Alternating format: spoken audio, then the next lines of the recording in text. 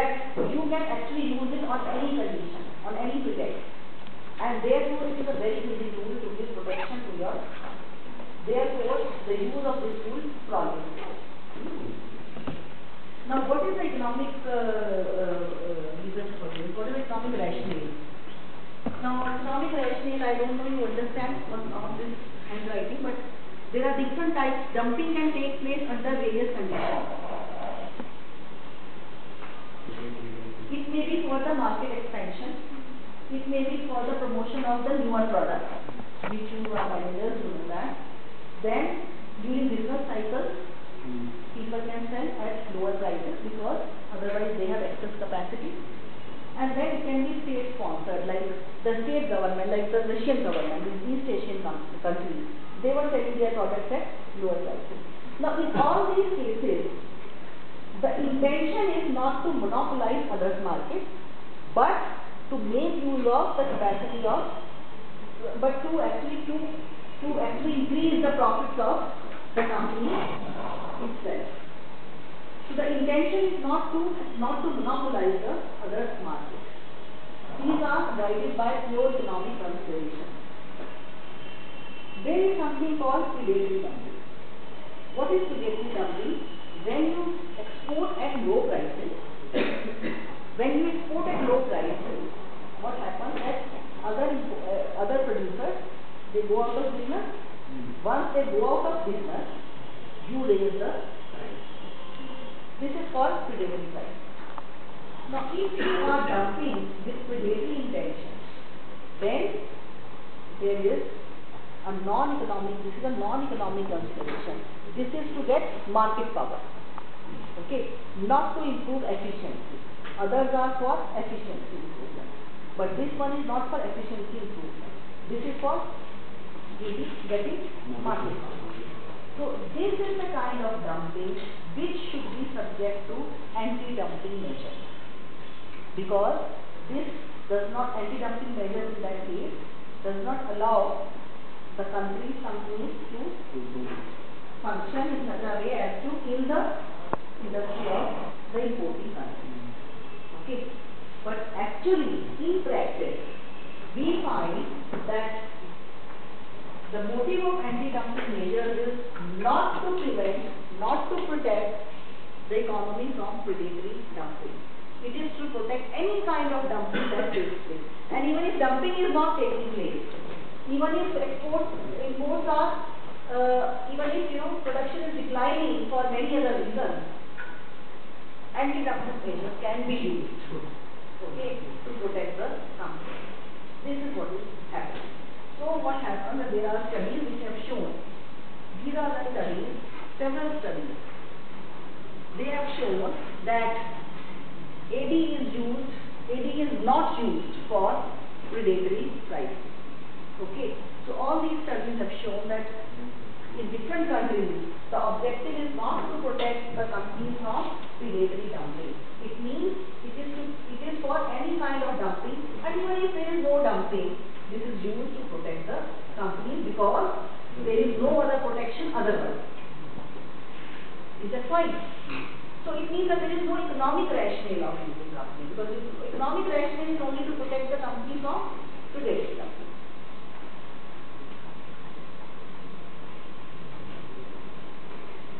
So what is the tool? What is the, let me show you.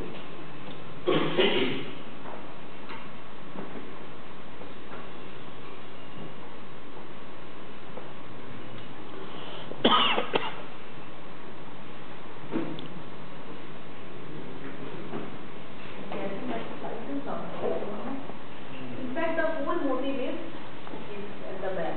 The whole motive is to provide protection to the country's company. That is the political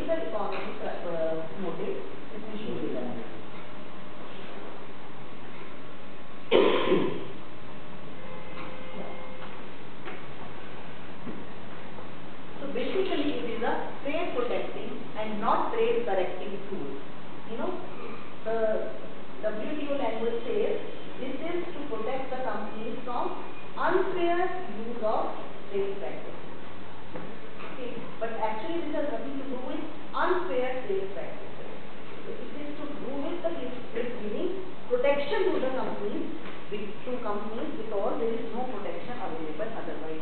And several studies have shown that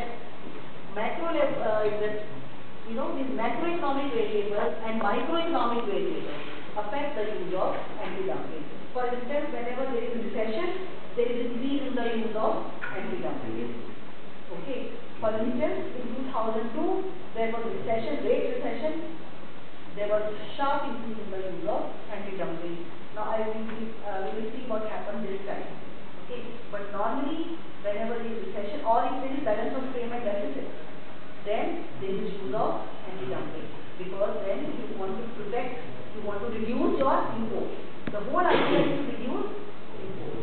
And then there are microeconomic variables. Then there are foreign exchange rate would be one reason. All those factors that affect trade affect the use of anti-dumping as well. That is, whenever you expect imports to increase, you start using more of anti-dumping, because you don't want imports to increase. That is the thing. So this is what is known as the political economy approach of anti-dumping, and that is what actually is prevailing. There are several macro and micro variables that affect that. These are the macro variables. At micro level, what is the firm size? Normally large firms use that. Concentration in the market. Firms, if they have monopolistic power, they use it, because in that case, what they can do is they can dump the product and they can actually monopolize the international market. What is the useful in WTA gap? I will come to that. This is only the basic theory. Time is almost 5 minutes only. Okay. I'm just finishing because I'm not so this is basically, the idea is to give permanent protection. These are for 5 years, but then after every 5 years they are renewed, so that the protection is becoming permanent. Now, how do we give the protection to that? And for this, let us look at this legal perspective. Let me just show you that this time, thankfully, there is no surge in anti-dumping measures. This was the 2002. It increased like that. But this time we find that there has been increase after 2007, but not really in a big way. In India also.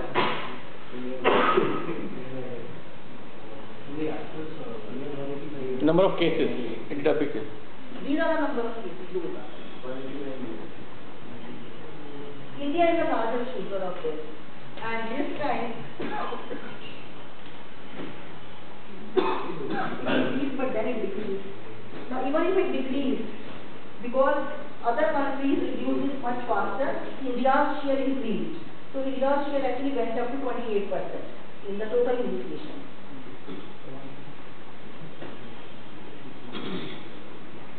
Now, how do they use actually? Let me just briefly tell you. There are many slides for that, but let me just briefly tell you how it is calculated, and then you can find out what are the loopholes in the whole system. How do you calculate? What is this? You first of all, there are 3 steps. For calculating, for investigating these cases. How these cases are investigated? In each country there is one authority which is known as anti-dumping authority. Now, this authority is responsible for investigating all the cases. So, suppose I am a company, I find that there is some Chinese company which is dumping in my market. I will read this, I will go to this investigating authority, and there is a form. I will ask them, I will request them through that form to initiate that dumping investigation. This is the procedure. Then there are certain conditions under which initiation can be started. It is not that I go and they will start. First of all, they will see whether I satisfy those conditions or not. If they find that I am satisfied and I have some proof, I will have to give them the proof that, so I have to do my own exercise first. I have to give them the proof. Only if they are satisfied with that proof, they will start this investigation, because one investigation takes 1 year. 1 full year is taken by one investigation. It's a very difficult process, long process, but with lot of manipulations that can be introduced. So if you want to prove it, you can prove it. It is like this. But the process is so long that it takes 1 year. So these are the three steps. You calculate dumping margin first of all. Then you establish whether injury has taken place. way, that is, your industry is affected adversely or not. And then you have to establish a causal relationship. This injury is because of this dumping. In each stage, you have the possibility, or you have loopholes. How you calculate dumping margin? First of all, you find out what is the live product. You have to find out that what is the price of this product in the domestic market. So you have to establish what product you are studying. Now live product, it is very difficult. Now with every small specification the product changes, prices change. You go in the market for buying an automobile. They will say that this car is different from this car because this is a basic model. This has this has this blah blah blah blah blah. So everything has some different specifications. So first of all you identify live product, which is very difficult to establish. Okay. Then you calculate the normal value. Normal value means the value of the product in the domestic market. Okay. Now when you estimate the product value of the, it is not like that one market price is easily available. It is not like this. Sometimes the product, the sale of the product in the market is very small in the domestic market. So in all those cases you have to construct the value yourself using the cost data. Okay. So there are several methods through which you actually establish the value of the product in the price in the domestic market of the country. For instance, Chinese company against Chinese company, anti-dumping investigation has started. Now these people will have to see what is the price of that particular product in the Chinese market. It is not easy. It is not easily available. And then China is a non-market economy. In that case, what to do? In that case, WTO has given the authority to construct the price. And how you construct the price? Huh? No, but production cost may be manipulated. Huh? That may not be available, and that may not be usable because the government says that it is a non-market economy. The discretionary powers are much more. Surrogate economy.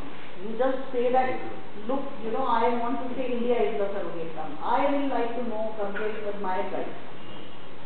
So in that case, dumping is just for one conclusion, because that's why I have gone to the government for investigation, because prices are low. Okay, or otherwise any other country. So in the case of non-market economy, surrogate economy is the concept which is used. If the price is not available, then price is constructed using what we said was cost of material. But again, there are several assumptions that you have to make.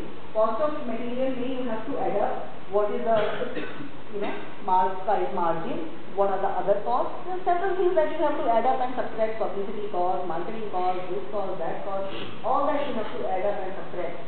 Lot of discretion is involved in that. Okay, export price. Then you have to first you compute domestic price, then you subtract export price from that. Export price is the export price at which the company is exporting to our country. But what is that price? To different companies, that price may be different. That price may not be exactly available.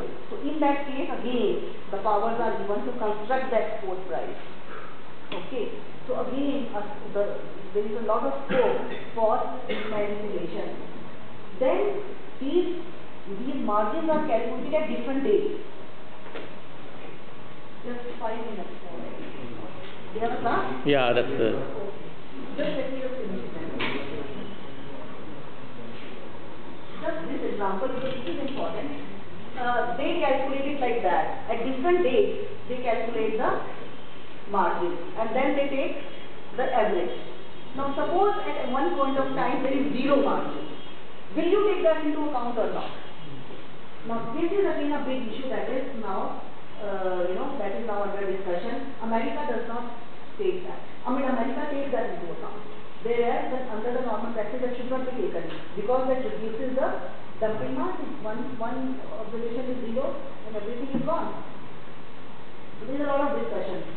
So at every stage there is a margin for there are loopholes which can be exploited by the authorities.